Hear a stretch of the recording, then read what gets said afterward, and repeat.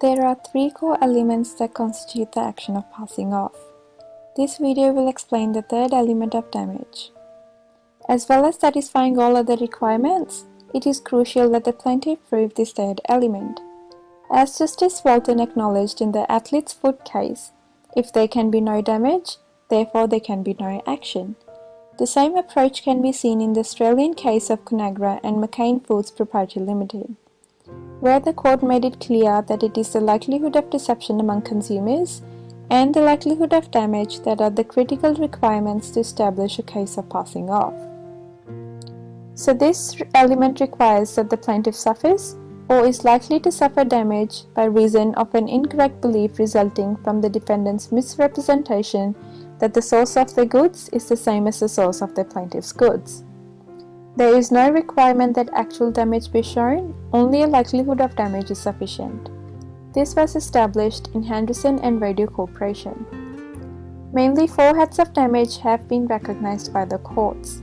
Although there are quite a few number of cases explaining the heads of damage, the focus of this video will be on the 4 main cases relevant to each head of damage. So first is the loss of sales or existing trade. This occurs where the misrepresentation diverts trade and thus profit from the claimant to the defendant. In Reckitt and Coleman Products Limited and Borden Incorporation, Lord Oliver found that if the defendant were allowed to sell their product in the shape of a lemon, then that misrepresentation would divert sales away from the plaintiff and towards the defendant, resulting in certain financial damage. Second is the damage to the reputation. This arises where the defendant's misrepresentation leads the public to believe that the goods or services of the claimant and the defendant are somewhat related. In Associated Newspapers and Insert Media, the claimant was the publisher of 2 national newspapers. The defendant settled with retail news agents to have advertising materials inserted into the papers without the publisher's knowledge. The Court of Appeal held that since there was a real risk that the publisher would be thought to be responsible for the accuracy and the honesty of the inserts, there was an obvious risk of loss of goodwill and reputation by the publisher. Third is the loss of opportunity to expand the business. In Lego System and Lego Emblem Stitch, an Israeli company was marketing gardening tools under the brand name Lego. The court found that the Lego's reputation extended beyond toys and was a household word.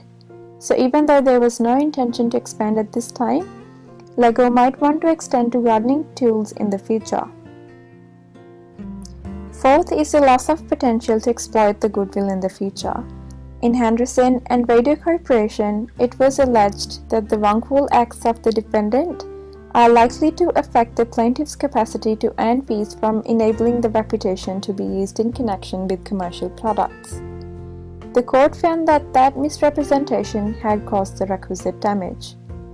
So in this video we learned that mainly 4 heads of damage have been recognized by the courts, these being loss of sales or existing trade, damage to the reputation, loss of opportunity to expand the business, and the loss of potential to exploit the goodwill in the future. This recognition of the many heads of damage highlights the importance of the concept of damage in the tort of passing off and its relationship to the establishment of goodwill and reputation.